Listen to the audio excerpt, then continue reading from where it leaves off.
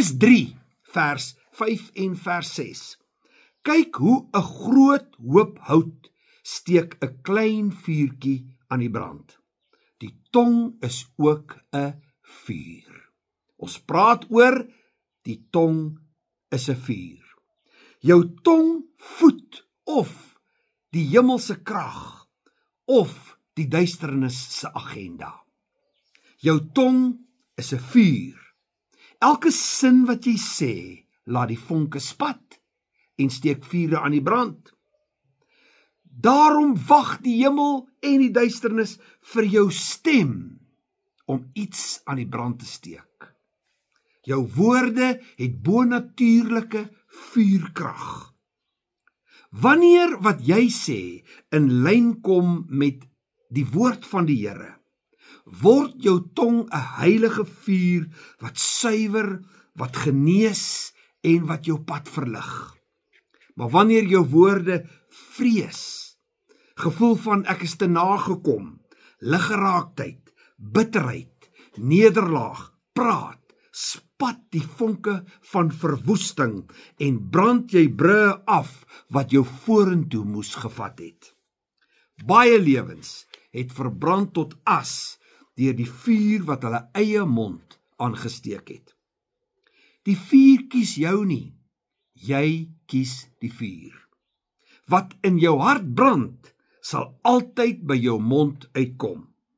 As jou hart vol negativiteit is, sal jou atmosfeer gevul wees met nederlaag en mislukking.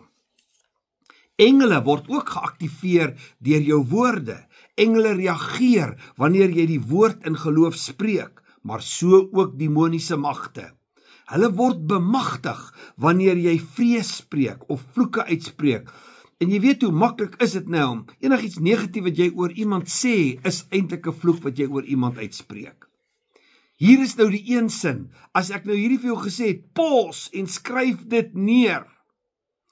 Your words don't just carry meaning, they carry momentum. Het jy dit? Your words don't just carry meaning, they carry momentum. Die vraag is, daardie momentum vat jou in watter rigting? In watter rigting kry jy daai momentum?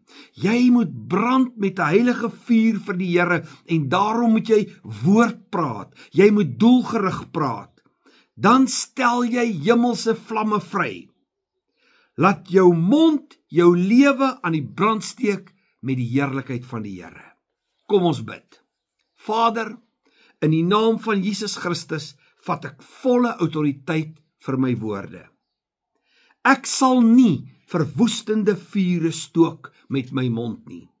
Ek breek elke ooreenkoms met gevoelens van te nagekom, liggeraak, negativiteit en ek blus demoniese vure in my lewe.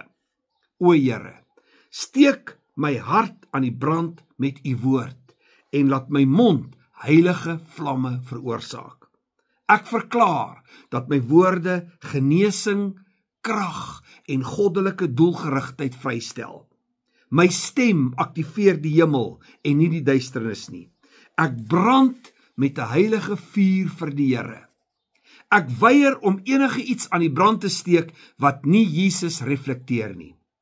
O Gees van die Here, leer my om 'n wag voor my mond te sit, hoe om geloof te voed met my woorde en hoe om u te verheerlik. Laat ek Jesus vertoon deur elke woord wat ek sê in die magtige naam van Jesus. Amen.